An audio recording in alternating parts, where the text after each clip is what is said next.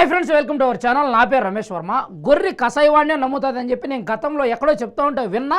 ఇప్పుడు నేను ప్రత్యక్షంగా చూస్తున్నా. ఏంటంటే విషయము, మా భవిష్యత్తు మట్టిపాలవుతుంది. మెరిట్తో సర్కార్ ఆటలాడుతుందంట. ఇంతకీ వీళ్ళు డిఎస్సి రాసిన వాళ్ళంట. వీళ్ళు డిఎస్సి రాసిన వాళ్ళు మీకు ఇతను డిఎస్సి రాశాడంట. ఇక్కడ ఈ పాప కూడా డిఎస్సి రాసిందంట.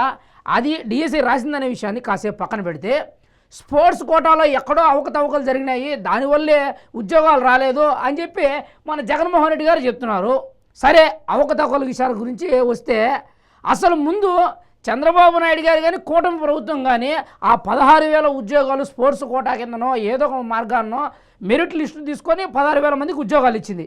మరి గతంలో 5 ఏళ్ళు నువ్వేం చదివినావయ్యా? గతంలో నువ్వు అసలు ఉద్యోగం అనేదే లేదు కదా. మెగా డిఎస్సి ఇస్తానని చెప్పింది ఎవరు? ఆ మాటను తీసుకొని వచ్చింది ఎవరు? నువ్వు కాదా? ఆ యువకులను మోసం చేసింది నువ్వు కదా. ఈ రోజుకి కూడా నీ మీద ఆ నింద అలాగే ఉంది. అయినా కూడా నువ్వు వీళ్ళందరినీ పిలిపించుకొని ఇప్పుడున్న కూటమి ప్రభుత్వం మీద పడుతున్నావు. ఏంది మెగా డిఎస్సి ఇవ్వలేదు అనని. అసలు కొంచెమైనా జ్ఞానం అనేది ఉండదా సార్? మీ లెక్క ప్రకారమే చెప్పండి. గతంలో స్పోర్ట్స్ శాఖ మంత్రిగా ఉన్నది ఎవరు? రోజా గారు. మరి ఆ రోజు మీకు గుర్తుకు రాలేదా?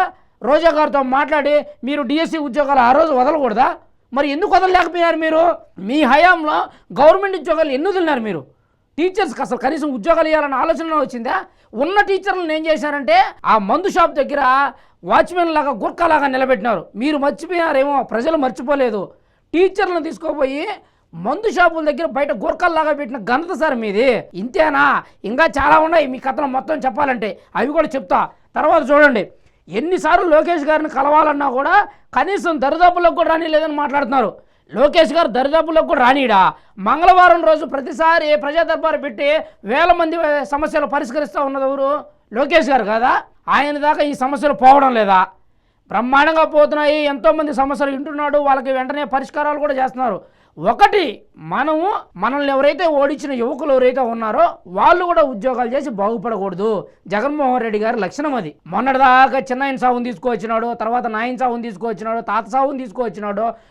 మొన్న వైసీపీ నాయకుడి చేతనే విగ్రహం తలకాయ పగలు కొట్టించినాడు. మొన్నటి అనకపోతే అంబేద్కర్ గారికి పెట్రోల్ పోసి మంటంటిచ్చి కులాలకు మధ్య చిచ్చు పెట్టాలనుకున్నాడు. ఇవేవి కుదరలా, అన్నీ ఫెయిల్ అయ్యేతలకి ఇప్పుడు మళ్ళీ కొత్తగా ఈ పన్నాగా మండుతున్నాడు. సింపుల్గా చెప్తా ఏనండి మీకు. కానిస్టేబుల్ ఉద్యోగాలకి ఒక ఎన్సీసీ సర్టిఫికెట్ ఉన్న అతను లేదా ఒక నార్మల్ పర్సన్ ఇద్దరు ఎలా ఆ రోజు వాళ్ళు అప్లై చేసుకున్నారంటే ఖచ్చితంగా ఎవరికి ఉద్యోగం వస్తుంది అంటే ఇద్దరికి కరెక్ట్ మార్కులు సమానమైన మార్కులు వస్తాయి, ఇద్దరికి ఒకటేలాగా ఉంటాయి. కానీ ఆ పోలీసు ఉద్యోగం ఎవరికి వస్తుందంటే ఈ ఎన్సీసీ సర్టిఫికెట్ అడిషనల్గా సర్టిఫికెట్ ఎవరైతే ఉన్నదో వాళ్ళకు వస్తుంది. ఎందుకు వస్తుంది అంటే తనకి స్పెషల్ యాక్టివిటీ సోషల్, అది ఎన్సీసీ సర్టిఫికెట్ అనేది అదొక 5% 7% దానికి మళ్ళీ మార్క్స్ యాడ్ అయినట్టు. మన దగ్గర అది లేదు కదా. అది లేనప్పుడు ఏమవుతుందంటే అక్కడ ఎవరైతే స్పోర్ట్స్ పర్సన్స్ ఎవరైతే ఉన్నారో వాళ్ళ మెరిట్ తీసుకొని వాళ్ళకు ఉద్యోగాలు ఇస్తారు. ఇంకొకటి ఏంటంటే అది ఏదో జగన్మోహన్ రెడ్డి లాగా సచివాలయాల్లో ఉద్యోగాలు ఇచ్చినారు కదా, కనీసం ఎన్ని మార్కులు వచ్చినాయో బయట ఎవరికి చెప్పలా, ఎన్ని మార్కులతో వాళ్ళు పాస్ అయినారో చెప్పలా, ఏమీ చెప్పకుండా సచివాలయంలో ఉద్యోగాలు వాళ్ళకి నచ్చిన వాళ్ళకి వాలంటీర్లు ఉద్యోగాలు ఇచ్చినారా లేదా? ఈ రోజైనా చెప్పండి ఆ మాట. మీరు ఇంకా అలా లోపలనే చేశారు. కానీ కూటమి ప్రభుత్వం అలా చేయాల. మెరిట్ లిస్టుని తీసుకొని ఆన్లైన్లో మీ సర్టిఫికెట్స్ సబ్మిట్ చేస్తే దాన్ని బేస్ చేసుకొని ఐఏఎస్ ఆఫీసర్లు వాళ్ళ ఒక స్పెషల్ ఇది ఉంటుంది అనమాట. అక్కడ వాళ్ళు ఆ పేపర్స్ మొత్తం రెక్టిఫై చేసి ఎవరెవరికైతే ఉద్యోగాలు వస్తాయో, ఎవరెవరికైతే మెరిట్ లిస్ట్ ఉందో వాళ్ళను మాత్రమే తీసుకొని 16,000 మందికి ఉద్యోగాలు ఇవ్వడం జరిగింది. ఇప్పటికైనా అర్థమైందా దాంట్లో అవకతవకలు ఎక్కడున్నాయి?